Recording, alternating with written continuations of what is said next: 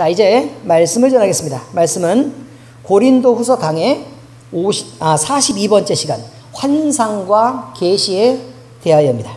자, 환상을요, 사전을 찾아보면 이렇게 나옵니다. 현실적인 기초나 가능성이 없는 사실이 아닌 것이 사실로 보여지는 환각 상태를 말한다. 아시겠습니까? 자, 이렇게 얘기하는 게 환상입니다. 그런데 성경에서 말하는 환상은 분명히 이것과 다르다는 것을 말씀을 드립니다. 이해가 잘 되셨죠? 자, 오늘 말씀을 보니까 사도 바울이 얘기한 내용을 보니까 몸이 뭘로 되어 있어요? 사람의 몸은 우리가 이렇게 살아있을 때는 육체와 그 다음에 영혼으로 되어 있죠. 그죠? 근데 그 영혼이 몸을 버리고 어디로 갔다고요? 밖으로 빠져나가서 3층전까지 가서 하나님 나라에 이르러서 그것들을 보기도 하고 또 내가 차마 말로 표현할 수 없는 것들을 들었다라고 표현하고 있습니다. 그래서 이거를 다른 표현으로 입신 이렇게 표현하기도 합니다. 입신. 그런데 우리가 이렇게 환상을 얘기할 때는 하나님이 어떤 특정한 사람에게 하나님 자신에 대해서 자신을 가르치시도록 계시를 하는 데도 쓰이기도 하고요. 그 다음에 미래에 알아야 될 일이 있어요. 그것을 경고하기 위해서 장래에 일어날 일들을 보여줄 때도 사용하시는 것입니다. 그래서 꿈을 꾸게 하시든지 환상을 보여주시든지 이렇게 요 두 가지 꿈과 함께 사용되는 하나님의 특별 계시, 하나님이 특별히 하나님을 나타내시고 가르치시는 한 방편에 속한다라는 것입니다. 또한 계시는 뭐냐? 계시는 하나님을 나타내고 가르치신다라는 뜻입니다. 계시 뜻이 뭐라고요? 하나님을 나타내고 가르치신다. 그러면 계시를 통해서 우리는 누구를 배울 수 있게 돼요? 그렇죠. 하나님을 배울 수 있게 된다. 그런 의미입니다. 그런데 이 계시는요, 일반 계시와 특별 계시가 있습니다. 일반 계시 또는 일반 은총, 특별 은총이라고 표현하는 일반 계시와 특별 계시가 있습니다. 일반 계시는 뭐냐면 모든 사람에게 동일한 것입니다. 그러니까 모든 사람이 다 볼 수 있는 거예요. 어느 특별한 사람만 보고 어느 특별한 사람만 누리는 게 아니라 그냥 믿는 사람이든 믿지 않는 사람이든 동일하게 다 보여지는 것, 다 누릴 수 있는 것으로 자연과 그 법칙 속에 나타나 모든 사람에게 베풀어지는 하나님의 속성을 말합니다. 자, 참고로 로마서 1장 20절을 보면요, 모든 사람이 자연 만물을 보면 창조주 하나님을 알 수도 있고 느낄 수도 있다고 얘기합니다. 그래서 부인할 수 없다라고 얘기합니다. 자, 로마서 1장 20절 이렇게 말하죠. 창세로부터 그의 보이지 아니하는 것들 곧 그의 영원하신 능력과 신성이 그가 만드신 만물에 분명히 보여져 알려졌나니 그러므로 그들이 핑계하지 못할지니라. 간단하게 쓰면 이렇게 되어 있죠. 그의 능력과 신성이 그가 만드신 만물에 보여 알려졌나니 핑계하지 못할지니라. 이렇게 되어 있습니다. 간단하게 말하면. 그러니 자, 나무를 보면요, 사람들은 자연이 우연히 진화해서 저렇게 발생했다라고 얘기합니다. 그 다음에 동물이 우연히 만들어졌다고 얘기하고 그렇습니다. 그래서 우주에서요, 물의 존재를 찾습니다. 왜요? 물 속에서 생명이 탄생했다고 믿기 때문에 그렇습니다. 그런데 우리가 물만 잔뜩 갖다 놓고 생명이 자연히 발생한다라는 얘기는 말이 돼요, 안 돼요? 말도 안 되는 얘기입니다. 말도 안 되는 얘기가 그 말이에요. 그러니까 어쨌든 이렇게 인위적으로 무슨 조합을 해가지고 무엇을 만들어내려고 지금 굉장히 많이 노력을 하는데 사실은요, 하나님이 만드신 것입니다. 근데 하나님이 만드신 것을 부인하려고 일부러 그렇게 계속해서 진화론을 얘기하고 또 자연 발생을 얘기하고 그렇습니다. 그런데 우리는 그것이 분명히 하나님이 보여주셨으니까 너희들도 보고 똑같이 느끼지 않았냐? 그러니 결국 죽어서 하나님 앞에 이르러서 한번 두고 봐라. 너희가 이것이 우연히 만들어졌다고, 하나님을 믿기 싫어서 우연히 만들어졌다고 얘기하는 그것에 대해서 분명한 심판을 받게 될 테니 라고 분명한 경고를 하고 있는 것입니다. 자, 특별 계시는 그럼 무엇이냐? 구원받은 백성에게만 특별히 섭리 가운데서 나타나는 계시로 이것은 특별한 어떤 사람에게 또 각 사람마다 서로 다르게 나타나는 하나님이 역사하시면서 보여주시는 것을 특별 계시라고 얘기합니다. 자, 특별 계시의 묶음이 있습니다. 그것이 뭐라고요? 성경책입니다. 성경책. 성경책은 어떤 사람들에게 하나님이 이렇게 나타나셔서 이렇게 역사하셨다라고 계속해서 기록하고 있습니다. 근데 그게 하나님은 이 사람에게 이렇게 나타나셨고 이렇게 역사하셨고 이렇게 부르셨고 그는 하나님께 이렇게 반응했고 그럼에도 불구하고 그는 이렇게 실수했는데 하나님은 안 죽이고 다시 기회를 주시고 회복시키시고 그래서 그가 믿음으로 또 이렇게 하나님 앞에 결단도 하고 하나님 앞에 좋은 것들을 드리기도 했고 그런데 그 나중에는 또 마누라를 팔아먹고 또 기타 등등 이렇게 된다 이 말입니다. 의미를 이해하셨죠? 하나님의 은혜를 받고도 사람은 늘 실패할 수밖에 없는 존재인데도 불구하고 하나님은 이렇게 각 사람들을 사랑하셔서 특별히 그 사람에게 나타나서 역사하셨다. 근데 그 말을 들은 우리는 무엇을 느껴요? 우리에게도 이런 특별 은총이 있어야 되는 거구나. 왜냐하면 우리도 하나님을 믿는 특별한 사람이기 때문에 특별 은총이 있어야 됩니다. 그런데 되게 이상한 것은요, 이 시대의 그리스도인들이 특별 은총을 포기하고 있다는 것입니다. 이건 놀라운 일입니다. 사실 모든 그리스도인들은 특별 은혜 가운데, 특별 은총 가운데 있습니다. 그리고 하나님을 특별히 만나야 됩니다. 그렇게 하나님이 말씀하셨고 그 일을 위해서 예수님이 오셨습니다. 하나님과 교제와 화평을 위해서 오셨다 그 말이에요. 그런데 여전히 먼 거리를 두고요, 특별 은총을 부인합니다. 하나님이 있는 것을 굳이 알고자 하지 않습니다. 웬만하면 하나님이 없었으면 좋겠습니다. 그래서 내 마음대로 살았으면 좋겠습니다. 하나님이 간섭하지 않았으면 좋겠습니다. 이런 사람들이 있다 이 말이에요. 근데 지금 현대 그리스도인들이 그렇습니다. 성경책 이거 모든 사람이 읽을 수 있는 성경책을 읽는 것까지, 그리고 그 안에서 특별히 내 마음속을 터치하는 하나님이 있으면 안 돼. 왜냐면요 그거 부담되거든. 서로 사랑하라. 나 내 마음대로 미워하는 사람은 저 왼수는 미워하고 싶고 내가 좋아하는 사람들 사랑하고 싶은데 자꾸 원수까지도 사랑하라 그러면 부담되고 상당히 불편하거든요. 그렇지 않습니까? 그렇죠. 성질내지 말아라 라고 얘기하면 나 나름대로도 이게 독특한 성격 자체가 매력있다고 보는데 하나님은 굳이 나를 꺾어서 성질내지 말아라 라고 얘기한단 말입니다. 그러니 이 매력있는 성격을 포기하기도 그렇고 안 하기도 그렇고 요 부담감 속에 휘말리게 된다는 것입니다. 영적 싸움을 싸워라. 나는 다른 건 몰라도 평화주의자인데 굳이 싸우라고 얘기합니다. 그리고 영적인 것까지는 내가 굳이 관심이 없고 무엇을 먹을까, 무엇을 마실까, 무엇을 입을까, 무엇을 탈까, 어디에 살까, 이런 누구를 만나서 무엇을 호화롭게 누리고 살까, 이런 것에 대해서 관심이 엄청 많아서요, 인스타에 올려놓은 걸 보면 여러분의 관심이 그대로 다 찍혀 있습니다. 그럼에도 불구하고 하나님은 영적인 데에 관심을 갖고 하나님을 사랑해라 라고 얘기하는데 그 부담감이 이루 말할 수가 없다. 이런 말이에요. 다른 건 다 몰라도요, 인스타 사진을 보면 여러분이 무엇을 사랑하는지 그냥 나와 있습니다. 무엇을 아끼는지 다 나와 있습니다. 다 알고 있습니다. 나 말고 하나님이 아신다고. 대충 이해가 되셨죠? 여러분이 귀하게 생각하고 아름다워 보이는 걸 올리는 것입니다. 자, 그렇습니다. 자, 그런데 이렇게 성경에서는요, 각 사람에게 나타나 있는 이 특별 계시, 많은 사람들이 그렇게 하나님을 특별하게 알고 싶어 하지 않는데도 불구하고 하나님은 난 너랑 특별한 관계이고 싶어. 굳이 우리는 하나님을 사랑하는 데까지 이르지 않고 대충 적당한 거리에서 복이나 좀 줬으면 좋겠는데 하나님은 난 그거 말고 너랑 손도 잡고 싶고 또 끌어안고 싶고 뽀뽀도 해주고 싶고 내 사랑아 내 사랑아 내 사랑아 이러면서 살고 싶은데 우리는 그걸 원하지 않는다는 것입니다. 아가서의 내용을 보시라 이 말이에요. 여러분들은 그걸 읽을 때 아니 이렇게 적나라하게 표현해도 되나 싶은 야한 장면들이 꽤 많이 있습니다.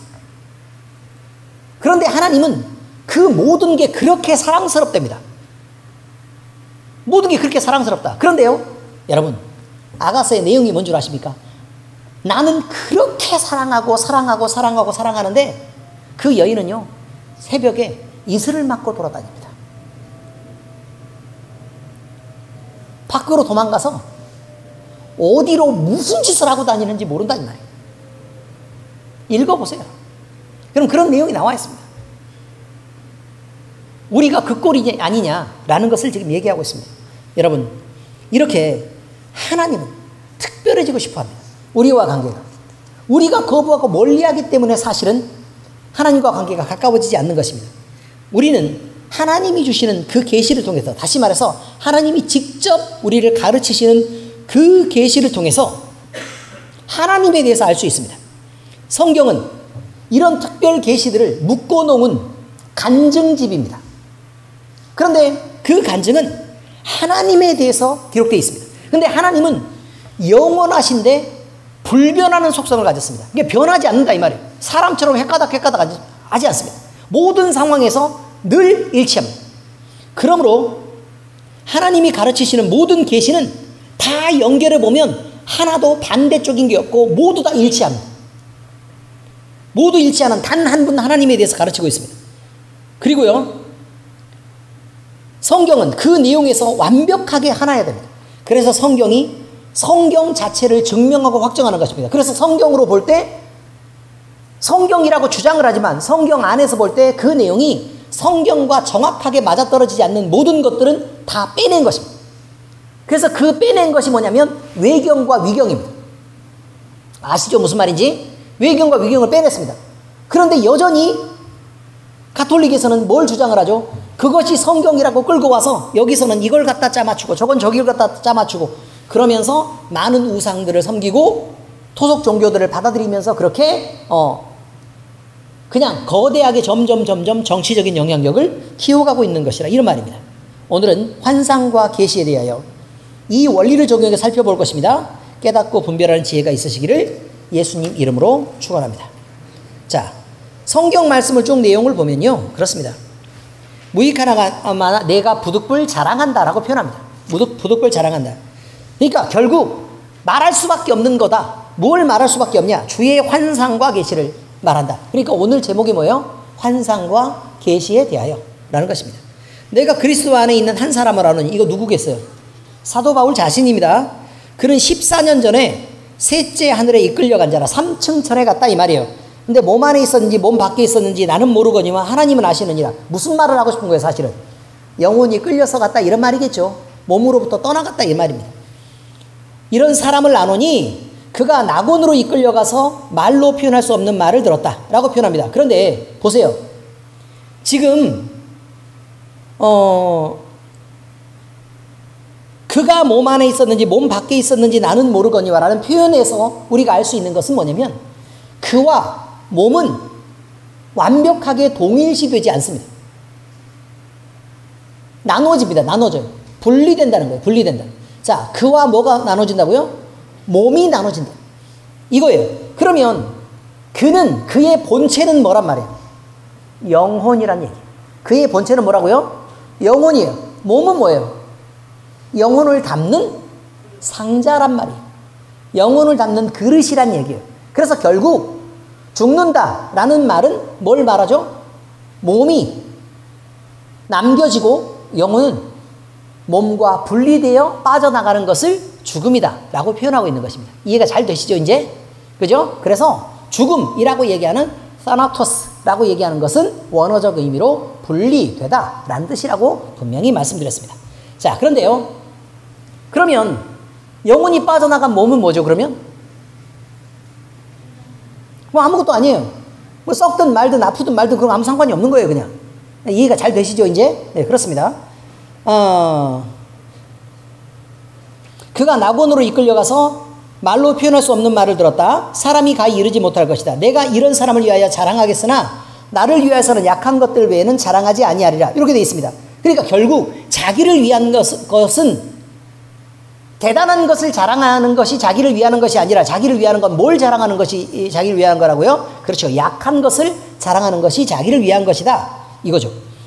내가 만일 자랑하고자 하여도 어리석은 자가 되지 아니할 것은 내가 참말을 함이라. 그러나 누가 나를 보는 바와 같이 내게 듣는 바에 지나치게 생각할까 두려워하여 그만두노라. 자, 걱정하는 게 있죠.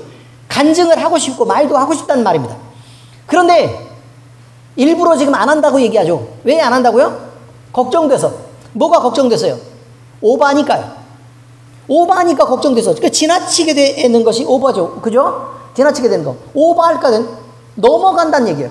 그러니까 말하는 것만 듣고 아 그렇구나. 그래서 그것을 소망하고 이렇게 하면 괜찮은데 문제는 그것을 넘어서서 그러니까 예를 들어 사도 바울의 경우는 왜 삼층전에 갔었을까? 라는 부분이 궁금해요, 안 궁금해요? 궁금하죠? 왜 갔을 것 같아요? 우리가 볼 때는 일단 사도 바울은 복음의 전도자였죠. 복음의 전도자예요. 근데 그가 그냥 살았던 거 아니고 죽으라고 고생을 하고 두들겨 맞고 굶고 춥고 배고프고 헐벗었노라. 많이 맞았고 죽을 고비를 여러 번 넘겼고 뭐 여러 가지 고난을 겪었고 뭐 몇 번을 매 맞고 몇 번을 또 그 바다에서 빠져가지고 표류를 하고 외웠네 성경을 저렇게까지 외우면 목사하기가 어려운데 하도 적게 읽으니까 외워요.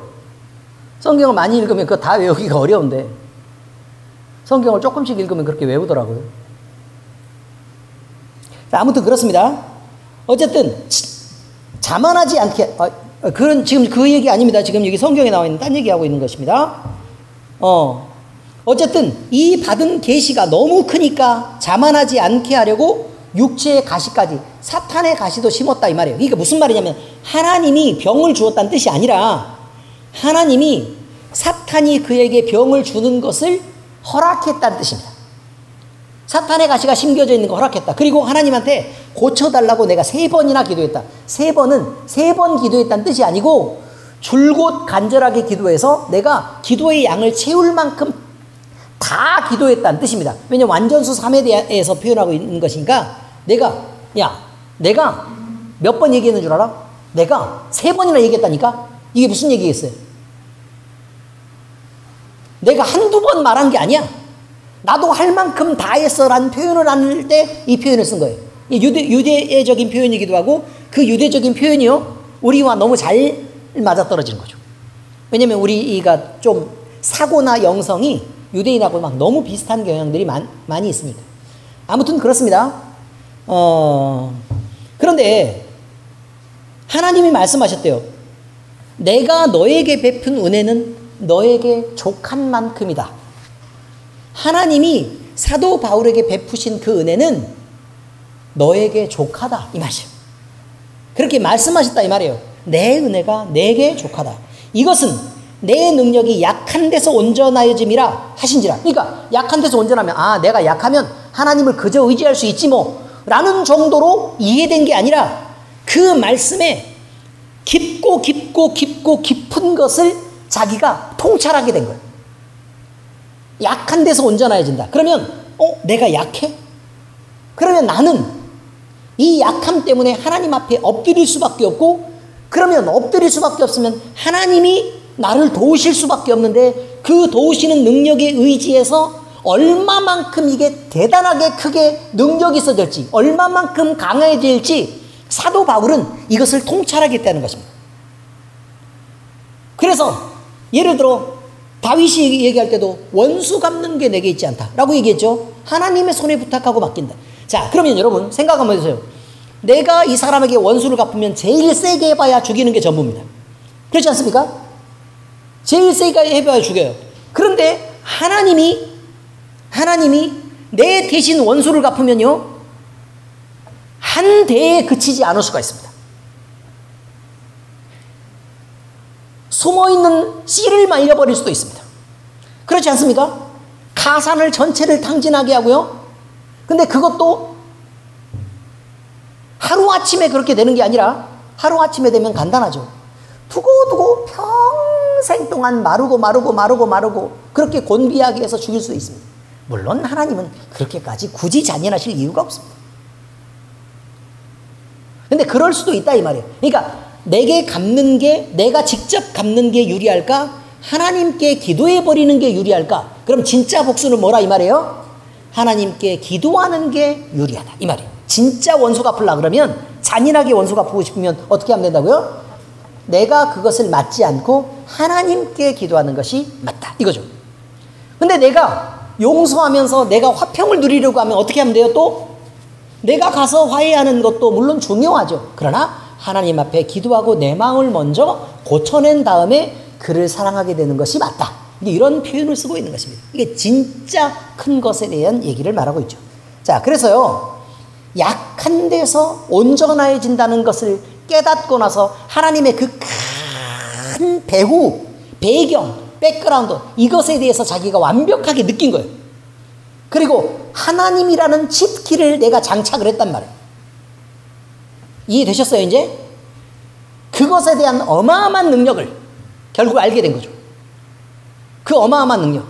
여러분, 스파이더맨이 거미 한 번만 물려도 대박 사건입니다, 여러분. 그렇지 않습니까? 이해 잘 돼요, 안 돼요? 됐죠? 그런데 그런 정도가 아니고 하나님이 우리의 배경이 되고 하나님이 우리에게 장착됩니다. 그러면 우리는 어떻게 되죠? 그것이 성령 세례를 받고 우리 안에 성령이 계시다. 임마누엘 하나님이다. 이런 뜻입니다. 영화에서는 자꾸 그걸 흉내내고 싶은 겁니다. 사실 사람이 대단한 능력이 들어가가지고 막 이렇게 되는 그런 경우 있어요, 없어요? 그런 경우가 어디 있어요? 뭐 들어가면 죽어요. 뭐가 들어가면 자꾸 죽는다고요. 이해되셨어요? 뭐 사람이 뭐 원자폭탄에서 뭐 어쩌고저쩌고 핵폭탄 일어날 때 그 안에 들어가가지고 뭐 대단한 막 기연을 얻어서 뭐 번개맨 돼가지고 뭐 나온다. 말도 안 되는 소리 하지도 말아요. 다 죽었어요. 자기만 죽은 게 아니라 안 죽고 나왔으면 자식까지 기형이 되고 다 난리가 났단 말이에요. 그럼 일본 사람들은 막 대단하게요, 지금? 우크라이나하고 소련이 우크라이나를 어떻게 덤벼요? 체르노빌 폭발할 때 그렇게 대단한 뭐라고 얘기하죠? 히어로들이 이렇게 많이 만들어집니다. 한 방이면 끝나는 거죠. 아무튼 그렇습니다. 이거예요. 도리어 내가 크게 기뻐했다. 나의 여러 약한 것들에 대하여 자랑하리니. 그러면 약한 것 자랑하면 이거 뭐예요? 그러면 자 보세요. 내가 약해요. 그럼 하나님이 임마누엘 하신다 이 말. 이해되셨죠? 그런데 사도 바울이 영악한 거예요. 어떻게 영악했느냐? 그 사실을 알게 된 거예요. 약한데 하나님 어떻게 한다고요? 그렇지. 하나님이 이렇게 입혀가지고 하나님과 함께하게 이렇게 해서 대단한 능력을 갖게 하셨다. 하나님의 강함이 거기에 임했다. 라고 얘기하니까 사도 바울이 이제 꺼내놓기 시작하는 거예요. 어떻게 꺼내느냐? 주여 눈치를 살살 보면서 저는 이것도 약하고 저는 이것도 약하고 저는 이것도 약하고 있는 거 다 찾아서 다 꺼내는 거예요. 약하고 그러면 하나님이 입히고 어마어마해지. 이렇게 자랑하는 게 지혜롭지 않냐는 거예요. 그러면서 하나님이 말씀하신 게 있습니다. 그러므로 내가 그리스도를 위하여 약한 것과 능욕과 궁핍과 박해와 공고를 기뻐하노니 이는 내가 약한 그때의 강함이라. 하나님이 뭐라고 말씀하셨다고요? 내 은혜가 내게 족하다. 네가 충분히 만족할 만큼 어마어마하다 라는 것에 대한 얘기입니다. 여러분, 우리가 강함을 자랑하는 미련함을 쓰면 안 됩니다. 왜냐하면 거기에는 하나님이 입혀지지 않습니다. 강함을 자랑하면 거기에 하나님이 입혀져요? 안 입혀져요? 안 입혀져요. 어디 막대기로 치면 똑부러질 강함을 그렇게 자랑한다 이 말이에요. 근데 약함을 자랑하면 부서지지 않습니다. 하나님이 거기 계시기 때문에 그렇습니다. 말씀은 이렇습니다. 성경 말씀 내용을 이제 설명하겠습니다. 벌써 지금 거의 다 끝난 것 같은 느낌 들죠? 자, 그런데 배울 건 배워야 되니까 첫 번째, 모든 계시는 성경을 벗어나지 않습니다. 성경을 통해서 보면요, 하나님의 뜻을 저희를 들은 선지자들도 있고요, 또 하나님을 배운 사도들도 있습니다. 그런데 이 사람들은 모두 다 하나님으로부터 가르침을 받았습니다. 왜냐하면 성령이 감동으로 그를 가르친다고 말씀하셨기 때문에 우리는 보기는 보아도 보지 못하며 듣기는 들어도 듣지 못하는 자가 아니라 보고 느낄 수 있고 듣고 깨달을 수 있도록 하나님의 성령이 우리를 가르친다, 그런 것입니다. 그 여러 가지 방법들이 있는데 그 중에 환상을 본 사람들이 있었다는 것입니다. 이 환상은요, 그냥 잠들어가지고 꿈을 꾼 것이 아니라 온전히 깨어있는 상태에서 그 영혼으로 하나님이 보여주신 그 장면들을 보고 느낀 사람들에 대한 얘기를 지금 말하는 것입니다. 자, 성경에서는요, 선지자 이사야에게 하나님이 선지자 이사야를 부르시면서 뭐라고 얘기하냐면 내가 너에게 계시를 보여줄게 라고 얘기했던 내용이 나옵니다. 자, 유다 왕 우시야와 요담과 아하스와 히스기야 시대에 아모스의 아들 이사야가 유다와 예루살렘에 관하여 본 계시라. 자, 뭐 했다고요? 봤다고요. 근데 보기는 봤는데 무엇을 봤다고요? 계시를 봤다고요. 그러니까 결국 여기 안에서 하나님을 느꼈다 이거예요. 하나님을 느꼈다. 그래서 우리가 만약에 환상을 볼 때는요, 분명한 게 있어요. 분명한 게 뭐냐면 딱 보자마자 하나님이 쫙 밀려와서 하나님이시네? 하나님이신가 아닌가가 아니야. 하나님이신가 아닌가 그런 의심에 전혀 없이 뭐야 하나님이시네? 라고 깜짝 놀라고 엎드리게 됩니다. 근데 이렇게 완벽하게 환상 가운데서 지배되지 않는다. 그러면 하나님이 보여주신 게 아닙니다, 여러분. 아무리 하나님에 대해서 봤어도 그것은 내가 내 생각으로 잠겨둔 것입니다. 이해되셨죠? 네, 그렇습니다. 자, 그 다음에 환상을 통해 하나님이 선지자에게 세상에 이루어질 종말에 대해 알리기도 하셨습니다. 다니엘서 8장 2절에 보니까 나 다니엘 아닙니다. 나 다니엘에게 처음 나타난 환상 후 벨사살 왕 제3년에 다시 한 환상이 나타나니라. 어떻게 됐다고요? 뭘 봤다고요? 환상. 벨사살 왕 기억나요, 안 나요? 벨사살 왕 그러면 가장 먼저 기억나는 게 뭐예요? 회벽에 손만 나타나서 글씨를 쓰는데 메네 데겔 우바르신. 달아보고 또 달아보고 재어보고 또 달아보고 했더니 부족함이 보이더라. 그래서 나는 바꾸겠다. 이렇게. 자, 하나님의 뜻을 나타내시며 진리를 가르치시기 위해 보여주기도 하셨습니다. 사도행전 11장 5절 함께 읽겠습니다. 이거는 시작. 이르시되 내가 욥바 시에서 기도할 때에 황홀한 중에 환상을 보니 큰 보자기 같은 그릇이 네 귀에 매어 하늘로부터 내리어 내 앞에 드리워지거늘. 누가 본 것일까요? 베드로입니다. 베드로. 원래 베드로는 유대인을 위한 복음이라고 생각하고 있습니다. 예수 그리스도도 유대인을 위해서 오신 분이다 라고 유대인의 구원자라고 알고 있습니다. 그런데 하늘에서부터 환상이 내려와서 베드로의 생각을 고칩니다. 그래서 하나님이 정하게 하신 것을 네가 부정하다고 말할 수 없다 라고 얘기해서 이방인에게 가서 복음을 전해라 라고 얘기합니다. 바로 이것이 하나님을 가르치시는 거다 이 말이죠. 자, 기도의 응답을 위해 보여주시기도 한 사건도 있습니다. 사도행전 10장 1절에서 5절까지 함께 읽겠습니다. 시작. 가이사랴에 고넬료라 하는 사람이 있으니 이달리아 부대라 하는 군대 백부장이라.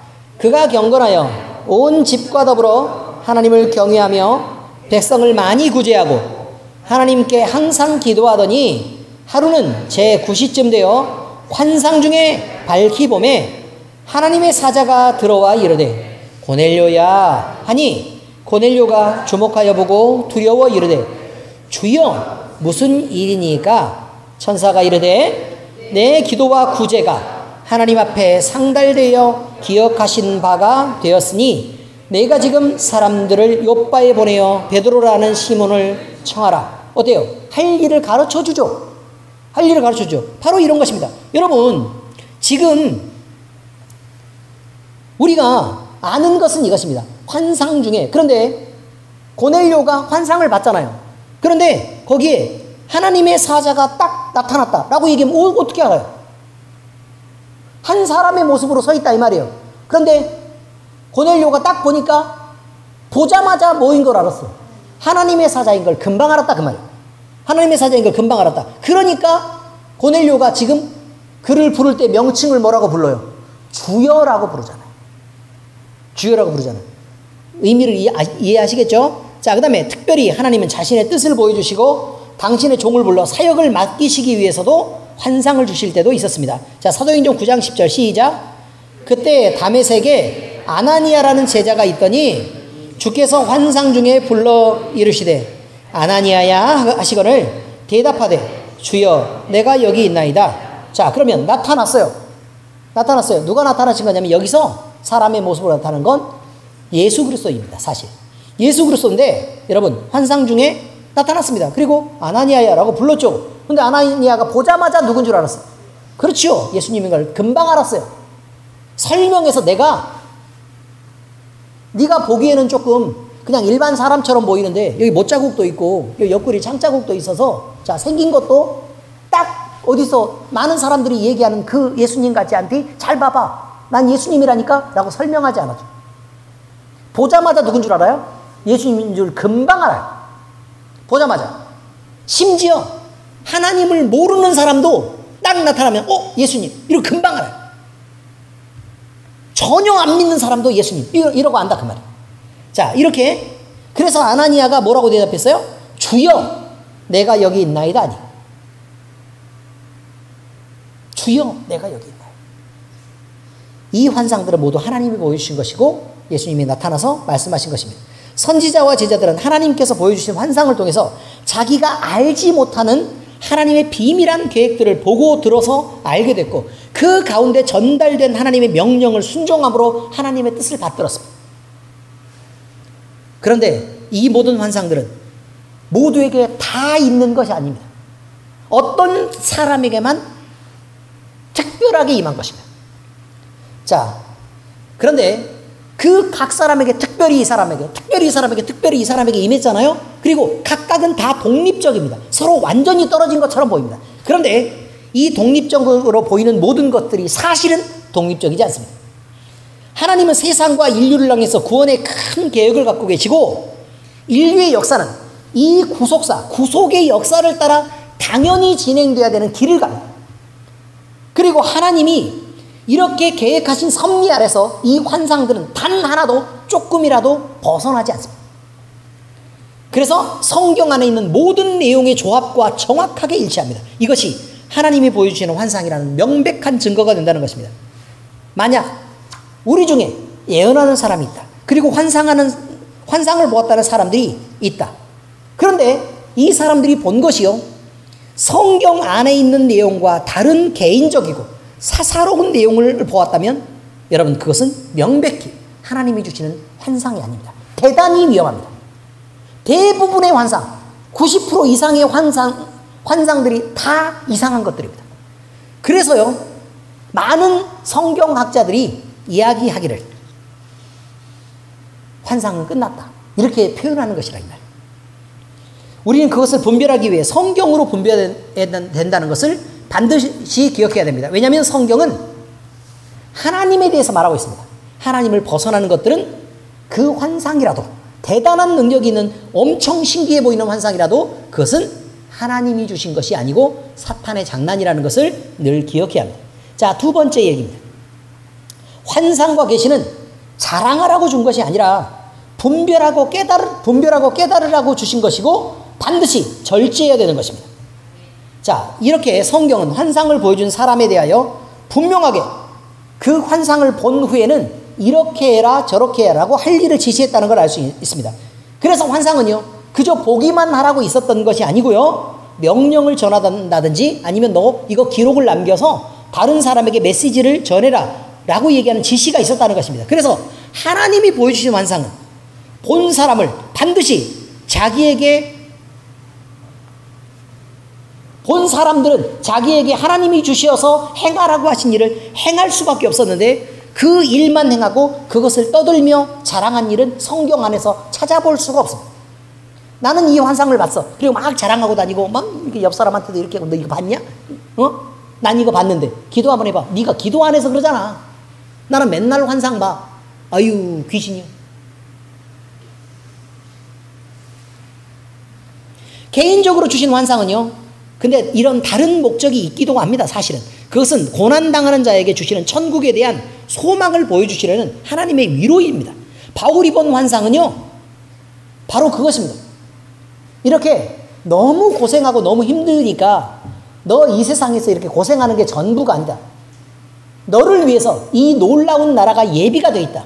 그러니 걱정하지 말고 기운내라. 그러나 내가 이방인의 사도로 너를 택하고 불렀으니까 너 그 사명 다 하고 와 라고 얘기하면서 보여주신 것입니다. 이해가 잘 되시죠?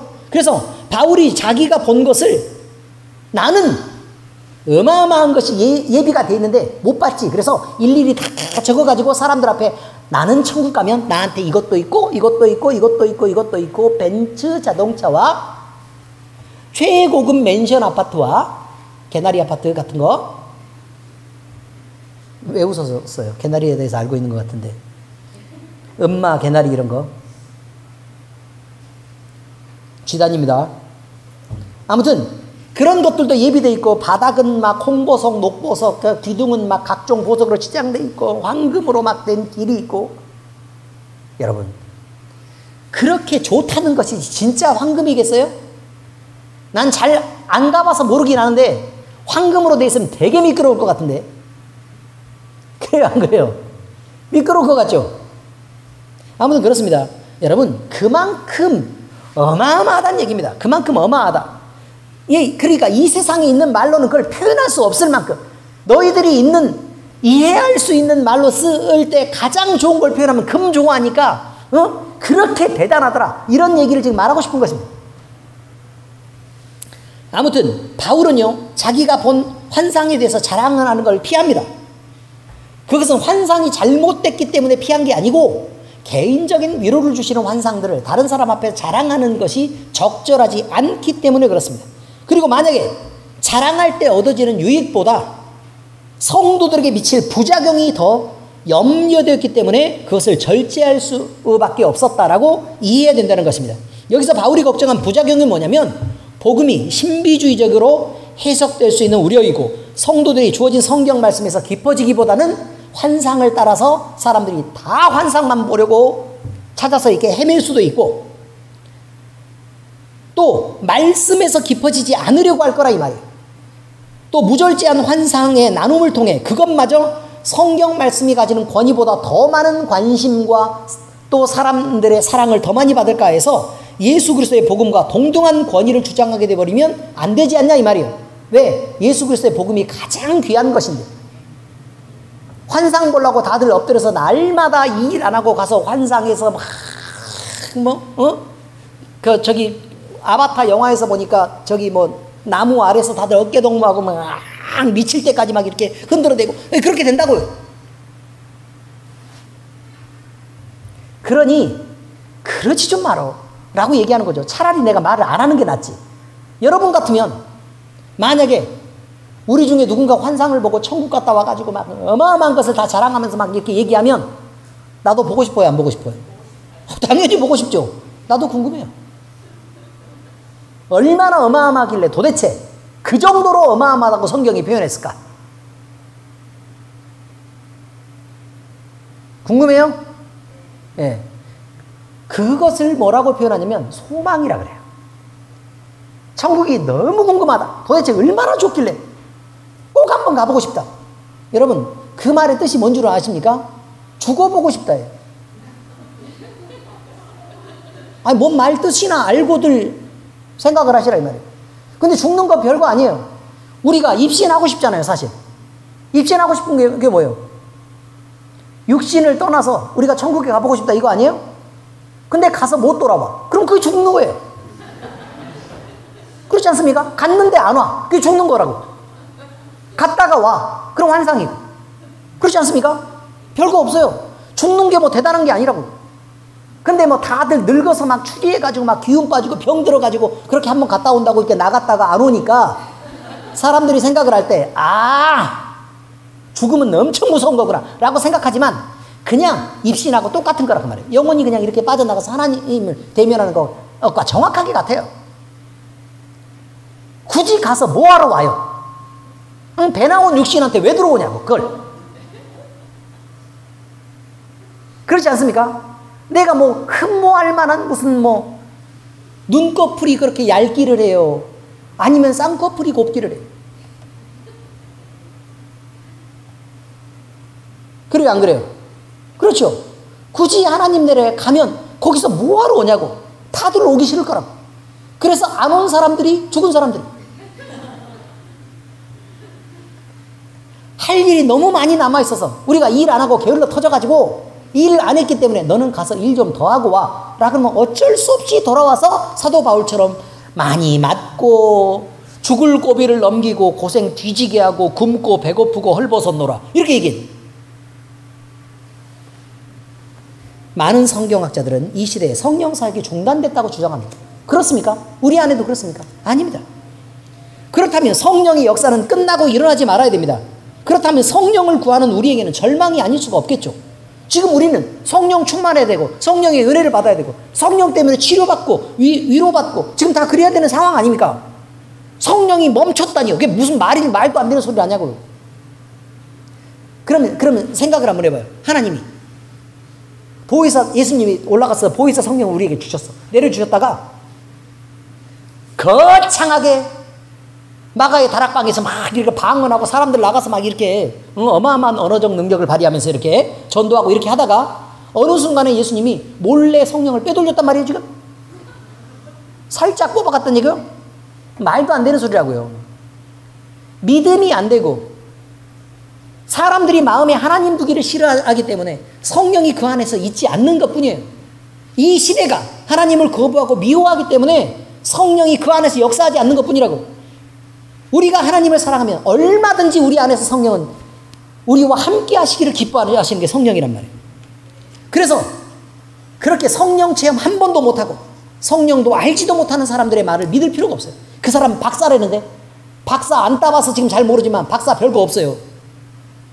논문 써서 그저 시간이 지나고 논문 써서 통과하면 그저 박사예요. 박사를 깔보는 게 아닙니다, 여러분. 해봐서 안다는 거예요, 그냥. 아무것도 아닙니다. 그냥 차라리 책을 한 50권을 읽어서, 좋은 책을 한 50권을 읽어서 그 안에서 수준이 높아지면 오히려 박사보다 낫기도 합니다. 그러니 여러분은 책을 열심히 읽으시기 바랍니다. 뭐를 읽으라고요? 신앙 감정론 다 읽었어요? 우리는요, 성경에 나타난 진리의 말씀을 믿고 따르면 됩니다. 그냥 그대로 인정하면 돼요. 뭘 생각하고 바꾸고 하실 필요가 없어요. 그냥 그대로면 됩니다. 그것은 이 세대에도 성령 하나님의 역사가 분명히 일어나고 있다는 것을 말하고 있는 것입니다. 이것은 베드로의 오순절 설교에서도 분명히 나타나 있습니다. 자, 사도행전 2장 14절에서 21절. 이거 우리 행복한 얘기니까 함께 읽도록 하겠습니다. 시작. 베드로가 11사도와 함께 서서 소리를 높여 이르되 유대인들과 예루살렘에 사는 모든 사람들아, 이 일을 너희로 알게 할 것이니 내 말에 귀를 기울이라. 때가 제3시니 너희의 생각과 같이 이 사람들이 취한 것이 아니라 이른 곧 선지자 요엘을 통하여 말씀하신 것이니 일러스되 하나님이 말씀하시기를, 이제 여기부터 중요한 거예요. 시작. 말세 내가 내 영을 모든 육체에 부어주리니 너희의 자녀들은 예언할 것이요 너희의 젊은이들은 환상을 보고 너희의 늙은이들은 꿈을 꾸리라. 그때 내가 내 영을 내 남종과 여종들에게 부어주리니 그들이 예언할 것이요 또 내가 위로 하늘에서는 기사를 아래로 땅에서는 징조를 베풀리니 곧 피와 불과 연기로다. 주의 크고 영화로운 날이 이르기 전에 해가 변하여 어두워지고 달이 변하여 피가 되리라. 누구든지 주의 이름을 부르는 자는 구원을 받으리라 하였느니라. 이 어마어마한 말씀이 여기 있다 이 말. 그런데 말세에 라고 얘기했어요, 안 했어요? 언제가 말세인데요? 지금이죠. 아니, 베드로가 설교할 때보다 지금이 더 말세예요. 그렇지 않습니까? 우리가 조금이라도 더 나중에 있었으니까 지금이 더 말세란 말이에요. 그러니까 당연히 하나님의 영이 우리에게 부어주는 그때의 질 지금 살고 있단 말이에요. 피와 불과 연기로다. 어마어마한 능력과 어마어마한 기적과 기사로 우리와 함께 하시는 게 맞다 그 말입니다. 자, 그런데요, 우리가 생각해야 될 건 성경을 벗어나는 계시가 없다는 걸 우리가 분명히 생각해야 됩니다. 그것이 꿈이든 환상이든 음성이든 우리에게 성경을 벗어나는 형태, 그 어떤 계시도 나타날 수 없습니다. 이건 분별을 해야 됩니다. 만약 그런 계시가 있다면 그건 사탄의 장난입니다. 이것을 골라내야 된다는 것입니다. 여러분, 그런데 문제가 있어요. 꼭 내가 받으면 신령하고 대단하고 남이 받으면 저 이상해 라고 얘기하는데 그러지 좀 마시라고. 남이 받는 건 그대로 냅두고 내가 받는 게 이상한지 안 이상한지가 중요하죠. 내가 이상한 걸 받는 게 더 나한테 영향이 크고 더 위험한 거 아닙니까? 그러니 좀 남한테 작작 신경 쓰시고 나나 좀 제대로 알아 그 말이에요. 늘 여러분 성경 말씀으로 우리가 분별을 해야 된다고 얘기했죠. 성경을 안 읽는데 무슨 수로 분별하냐. 많이 읽고 알아야 분별을 하죠. 그러니까 은사 받기 전에 우리는 뭐부터 해야 된다고요? 성경부터 열심히 읽어야 된다 그 말이에요. 예수 그리스도를 바로 알아야 돼요. 그게 엄청 중요한 거예요. 안 그러면 분별 없이 넘어진단 말이에요. 여러분을 위해서 성경 읽으라 그러는 거예요. 지금 저 읽기 지금 잘 체크하고 있어요 다들? 중간에 조사 한번 해볼 거예요. 습관이 어떻게 되는지. 마태복음 5장 17절에서 18절 예수님 말씀입니다. 자, 함께 읽겠습니다. 시작. 내가 율법이나 선지자를 폐하러 온 줄 생각하지 말라. 폐하러 온 것이 아니요 완전하게 하려 함이라. 진실로 너희에게 이르노니 천지가 없어지기 전에는 율법의 1.1획도 결코 없어지지 아니하고 다 이루리라. 율법은 여기서 성경 말씀을 얘기하는 거예요. 구약 성경. 아시겠어요? 구약 성경을 얘기하는데 1.1획도 없어지지 않고 결코 없어지지 않고 다 이루리라. 이 뜻이 뭐냐면 성경에서 내가 받은 환상이 있어. 근데 거기서 뭐는 맞고 뭐는 틀려. 이해가 되셨어요? 그럼 난 틀릴 거예요. 아시겠어요? 성경에서. 그러니 이런 경고를 한 거예요. 성경 말씀에 비추어서 뭐가 조금 안 맞으면 여기는 좀 이상하게 생각할 수 있는데 나머지는 다 맞잖아. 그럼 틀린 거라고. 이해되셨어요? 그러니 거기서 만약에 잘못된 환상을 받고 성경 말씀으로 지적하는데 자꾸 자기 편을 들면서 변호하기 시작하면 그때부터는 망하는 거예요. 죽으려고 작정한 거예요. 그럼 절대 안 되는 거예요. 자, 우리 예수님은 근데 이 말씀은요 율법의 완성이신 자기 자신에 대해서 말씀하시는 게 맞습니다. 그러나 이 말씀에는 성경도 반드시 옳다. 그래서 부분적으로 해석돼서는 안 된다. 온전하게 해석돼야 된다라는 부분도 함께 들어있다는 것을 우리는 기억하기 바랍니다. 자, 세 번째, 하나님의 은혜는 약한 데서 강하고 온전해진다 라고 말합니다. 바울은 환상 중에 삼층천에 다녀온 일을 말합니다. 그것은 낙원이랍니다. 그리고 말로 표현할 수 없는 정도의 말을 들었다고 간증합니다. 그런데 이런 놀라운 경험은 자랑할 것이 못 된다고 말합니다. 오히려 자랑을 할 것이 있는데 자기는 이방인의 사도로 부르심을 받았다. 예수 그리스도의 복음을 전하면서 그 존귀하신 이름, 내가 사랑하는 그를 위해 나는 고난을 당했고 죽도록 고생했다. 그것이 자랑이다. 이것입니다. 당연히 바울이 받은 계시는 크고 놀라운 것입니다. 그런데 이렇게 하나님을 가르쳤기 때문에 바울이 배우고 깨달아서 이 많은 성경을 기록할 수 있었던 것입니다. 그러니까 다시 말하면 바울이 그가 하나님으로부터 계시를 받아서 배운 것을 통해 성경을 이렇게 온전하게 기록할 수 있게 되었다라는 뜻입니다. 그러니까 받은 것이 귀할 수밖에 없죠. 그런데 그것을 자랑하지 않았다라고 말합니다. 복음을 잘 아는 것 역시 자랑이 됩니다. 성경을 잘 아는 것도 자랑이 됩니다. 그러나 그것이 교만한 데까지 자기를 끌고 간다면 그것은 자랑이 아니라 흉입니다. 그래서 자만하지 않게 하려고 바울의 몸에 가시를 허락해서 질병이 머무르게 했다고 고백합니다. 자, 여러분, 바울이요 은혜를 많이 받았기 때문에 이렇게 질병도 함께 받았다라고 얘기합니다. 은혜를 많이 받았기 때문에 질병이 함께 받았다. 여러분 그걸 생각해야 됩니다. 은혜를 많이 받은 사람은 질병을 함께 받을 수 있습니다. 생각을 해야 됩니다. 여러분, 그런데요 생각을 한번 해보세요. 아니 남의 병을 손을 얹고 막 손수건만 닿아도 막 다 나. 이해가 잘 되셨죠? 바울이 사용했던 손수건 하나만 얹어도 막 병이 낫고 귀신이 떠나가고 막 이런 역사가 막 일어난단 말이에요. 그래서 사람들이 바울 어마어마하다라고 딱 봤더니 눈에서 막 진물나서 막 이게 눈곱 이게 흐르고 있고 까져가지고 이렇게 말주변 없어서 버벅거리고 이렇게 있으면 막 어마어마하다라고 해서 딱 봤는데 꼭 그렇지는 않다 라고 가지 않겠습니까? 이해가 잘 되시죠? 근데 왜 그걸 저를 보고 자꾸 이해가 되는지 모르겠네요. 근데요, 그러니 자기가 그 병을 앓고 있어서 자기 병도 못 고치면서 남들 고친다고 이렇게 다니면 아유 지나자라지 라고 말하는 사람이 생기지 않겠냐 이 말입니다. 그러니 바울의 입장에서는 그것이 창피한 일이 될 거다 이런 거죠. 인간적인 부분을 생각하자면 그 자존심 상하는 일입니다. 그래서 하나님이 그런 것들을 함께 주셔서 그가 교만해지지 않도록 만들었다는 것입니다. 다소 불편했을 것입니다. 그리고 약간 하나님 앞에 섭섭하기도 했었을 것입니다. 그럼에도 불구하고 바울의 영혼은 그가 겸손한 데 거해서 영혼이 망하지 않게 되었습니다. 교만하면 어떻게 되죠? 그의 영혼이 망하게 됩니다.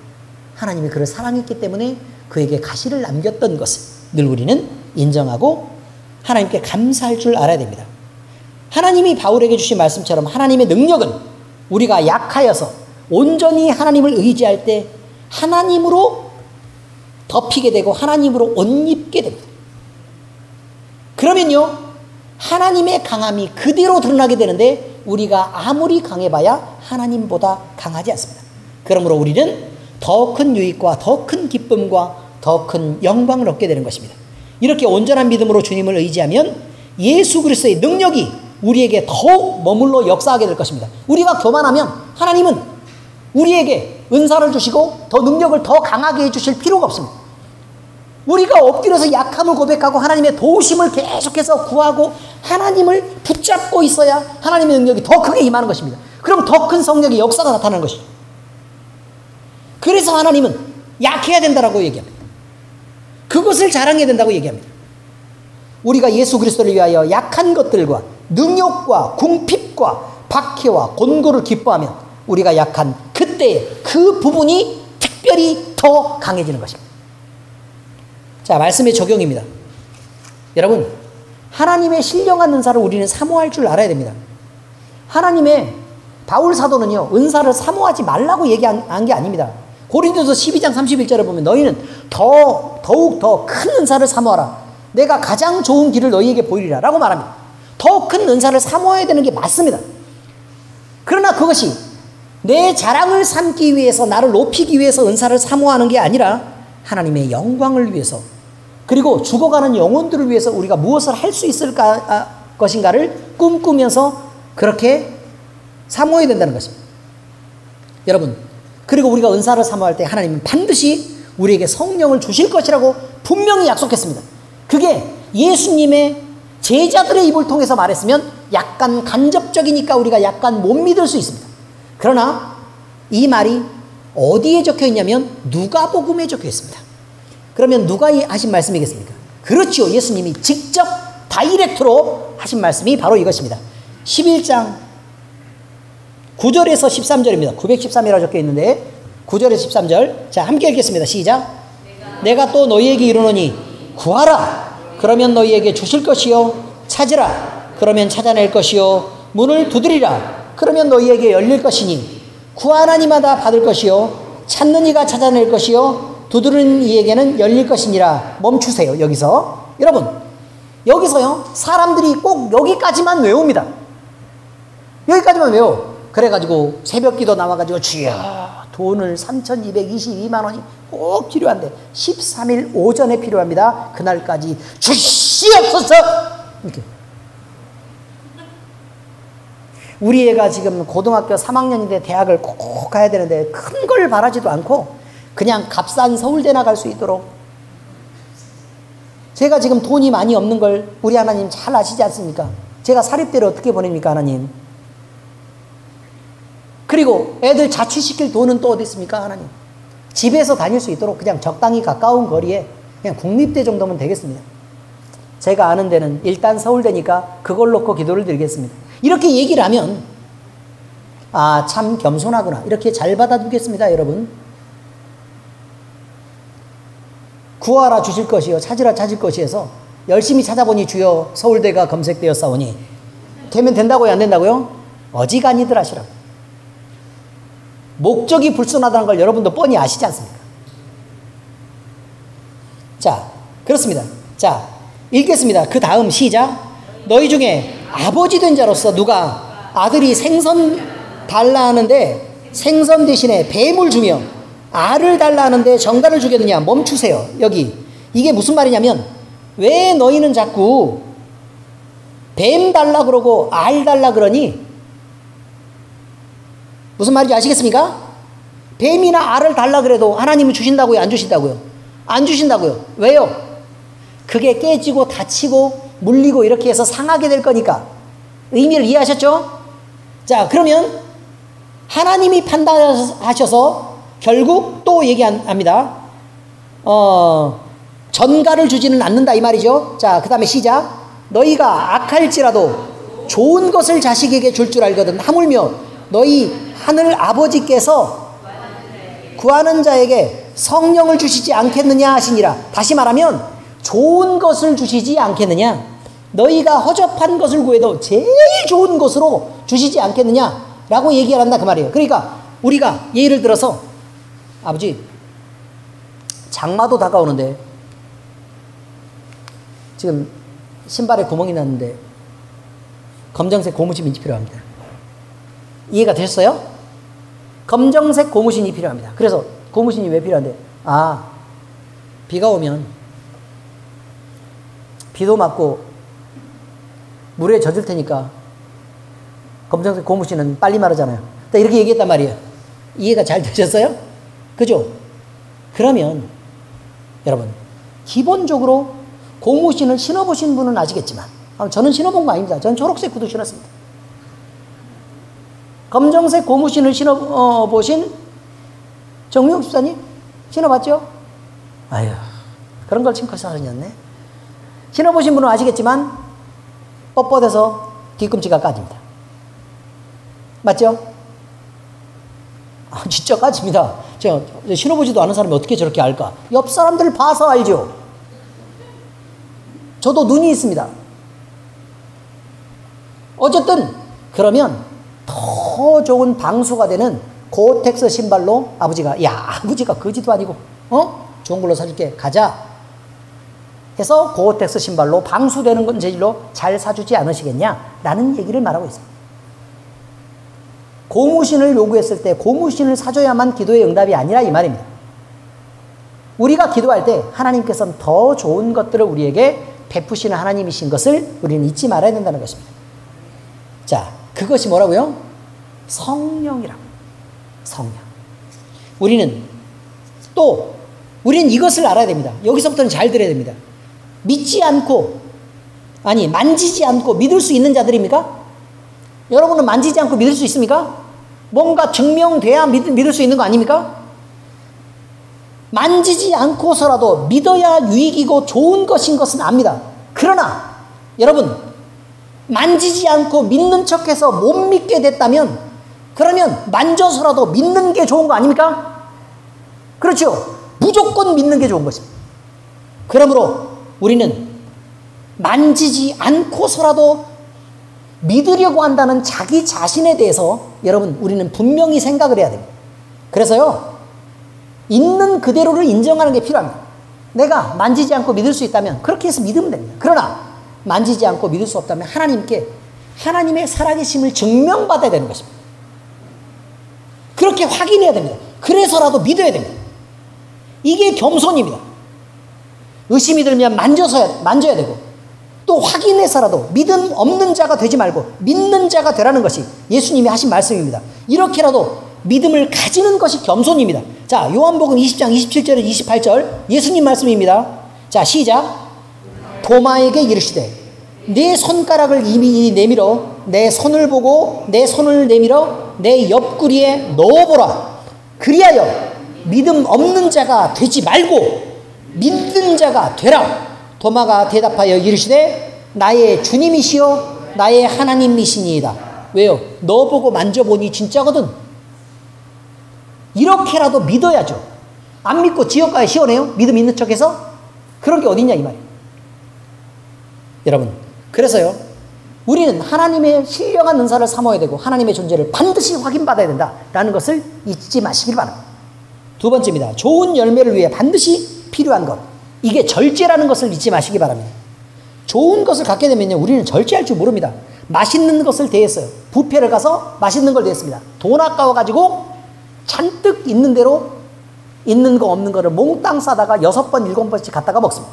여러분, 그리고 나면 우리에게 남는 것은 소화불량이고, 그리고 먹어서 만약에 살이 되면 그걸 빼기 위해서 죽으림을 다해 노력을 해야 됩니다. 안 먹으면 되는데 먹습니다. 이게 우리 욕심이라 이 말이에요.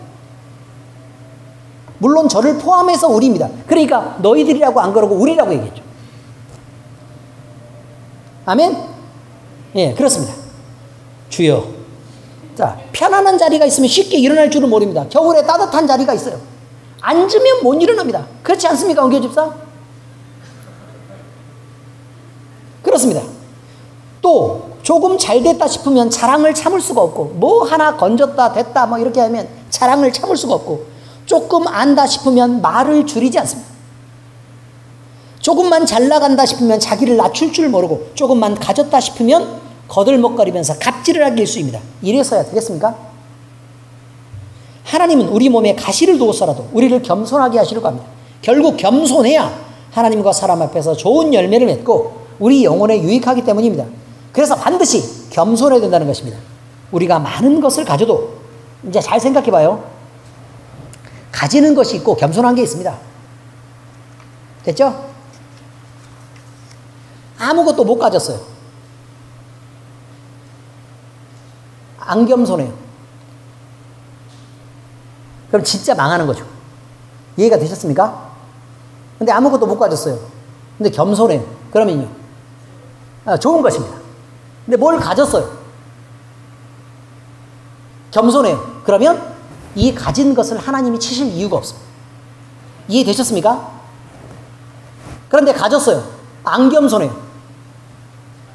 그러면요, 칩니다. 그래서 못 가지게 하는 거예요. 그러면 못 가지면 겸손하든 안 겸손하든 둘 중에 하나 중에 일부는 구원을 받기 때문에 그렇습니다. 이해가 되셨어요? 그러므로 우리는 무엇을 가졌다, 안다, 또 뭐가 풍부하다, 무엇을 이뤘다, 이럴 때 조심하시란 말이에요. 그것을 쳐버리면, 교만해서 그걸 쳐버리면 우리는 아무것도 없게 됩니다. 겸손하면 하나님께서 우리에게 그것을 맡기시고 풍요를 허락합니다. 그런데 무엇을 가져서 교만한다? 그러면 우리가 그것을 잃어도 좋다라고 하나님 앞에 고백하는 것과 같습니다. 늘 우리가 자랑을 할 때는 그 생각을 하세요. 잘 들으세요. 누구 앞에서 내가 이거 못 참겠어. 뭘 이게 다 한계를 잃었는데 못 참겠어. 이 눈치를 딱 보고 얘기해. 아시겠습니까? 눈치를 딱 보면서 말을 하고 싶은데 성경 말씀에는 겸손하라고 얘기했고, 그런데 그래서 우리가 생각해낸 방법이 있습니다. 겸손하게. 내가 자랑하려고 하는 게 아니라 어쩌다가 이런 일이 있었는데 그냥 한번 드러나 볼래? 이러면서 되게 겸손하게 자랑을 합니다. 의미를 아시겠습니까?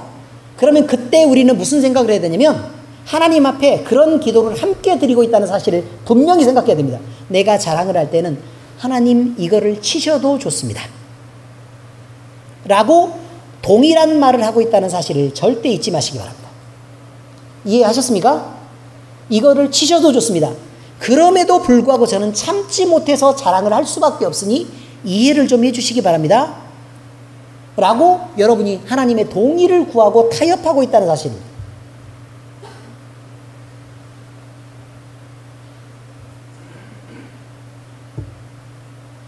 은사도 마찬가지입니다. 교만한 사람에게는 애초에 주지 않습니다. 그런데 만약 가져서 교만해지는 사람이다, 그러면 두 가지입니다. 가져서 교만해지는 사람이면 주었다가 없애버리든지, 아니면 가시를 함께 두어서 교만해지지 않게끔 이렇게 교만해지는 방향으로 가시를 이렇게 꼽아놓는 거예요. 그래서 대가리를 머리죠. 머리 사람인데 머리죠. 생선도 아니고. 자, 잘 보세요. 머리를 들라 그러면 찔려요. 그럼 얼른 내리고 또 이렇게 들라 그러면 또 이렇게 내리고 이렇게 가시를 들 수밖에 없다는 거예요. 여러분, 만약에 성령의 연사를 가지고 겸손하고 성실하며 하나님께 늘 영광을 돌리는 바른 종이라면 하나님께서 주시지 않을 이유가 없다는 것입니다. 그러므로 우리는 우리의 육체의 수욕을 절제하지 않으면 더 좋은 것을 받고 우리가 쓸데없이 자랑하고 교만해지지 않으면 하나님께서 그것을 우리에게 풍요함으로 유지시켜 주실 것이라는 것, 그리고 우리를 존귀하게 하실 거라는 것은 분명히 성경에 나와 있습니다. 그러므로 좋은 열매를 위해서 반드시 필요한 것, 이것이 절제라는 것을 잊지 마시기 바랍니다. 기도하겠습니다. 하나님 아버지 감사합니다. 우리가 겸손하게 하시고 절제하게 하시옵소서.